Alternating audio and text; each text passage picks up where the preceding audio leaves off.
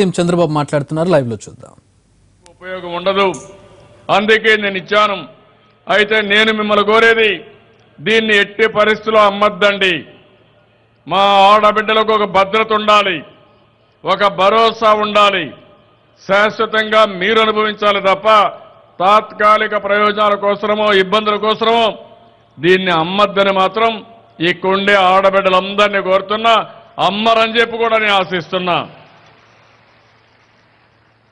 ఈరోజు ఇక్కడికి వచ్చినప్పుడు మొత్తం మీరు చూస్తే విశాఖపట్నం నార్త్లో 3740 పట్టాలు ఇచ్చాం. విశాఖపట్నం వెస్ట్లో 7040 ఇచ్చాం. విశాఖపట్నం ఈస్ట్కి వచ్చి 6473 ఇచ్చాం. భీములి 3828, పెందుర్తి 3177, గాజువాక 6304 పట్టాలు. మొత్తం కలిసి ఈరోజు 30,562 పట్టాలు ఒకే రోజు ఒకే వేదిక పైన మిమ్మల్ని పిలిపించి మీకందరికీ కూడా ఈ పట్టాలు ఇస్తున్నాను. ఇది అయిన తర్వాత నేను ఒకటే మిమ్మల్ని కోరుతున్నాను, ఎవ్వరు కూడా ఒక్క పైసా కూడా ఎవ్వరికి ఇవ్వడానికి వీలు లేదు, అవినీతి జరగడానికి వీలు లేదు. అందుకే నేను రేపో ఎల్లుండో మళ్ళా మీకు ఫోన్ చేస్తున్నా.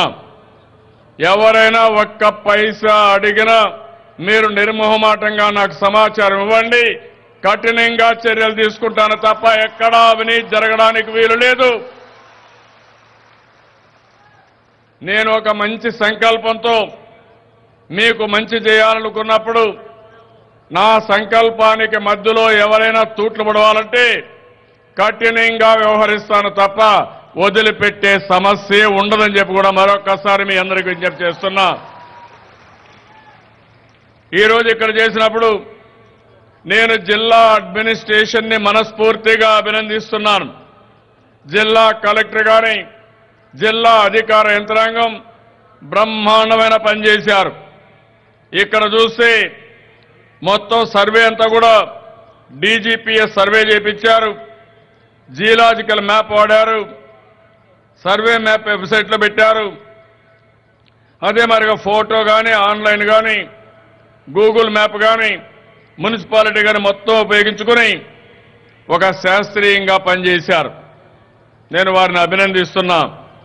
ఎప్పుడు కూడా ఒక చిన్న పని చేస్తే మనం కూడా కృతజ్ఞత తెలియజేస్తాం. ఈరోజు జిల్లా అడ్మినిస్ట్రేషన్ మీ పట్ల ఇంత జాగ్రత్తగా గవర్నమెంట్ ఆర్డర్స్ ఇచ్చినా ఒక కమిట్మెంట్తో పనిచేశారు. మేము చేయాలి, ఈ పేద ప్రజలకు మెరుగైన సేవలు అందించాలని బ్రహ్మాండంగా పనిచేశారు. అలాంటి అడ్మినిస్ట్రేషన్కి పూర్తిగా ధన్యవాదాలు తెలియజేసే బాధ్యత కూడా మీకుంది. అది మీ మనసు నుంచి రావాల్సిన అవసరం ఉంది.